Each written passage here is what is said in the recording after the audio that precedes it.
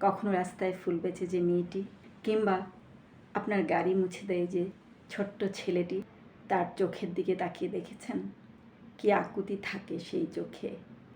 যে বয়সে আমরা আমাদের সন্তানদেরকে মুখে তুলে খাইয়ে দেই, মাথায় হাত বুলিয়ে ঘুম পাড়িয়ে দেই, সেই বয়সে ওরা পরিবারের প্রয়োজনে রাস্তায় নামে।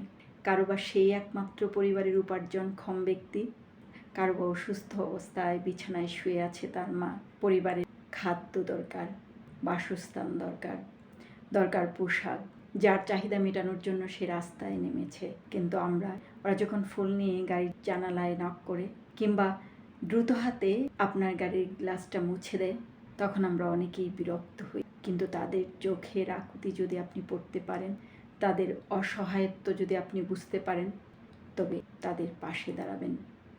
যদি তাদের মুখে যদি আপনি আপনার সন্তানের মুখটা দেখতে পান, তাদের অসহায়ত্বটুকু যদি আপনি বুঝতে পারেন, তাহলে তাদের পাশে দাঁড়াবেন আশা করি।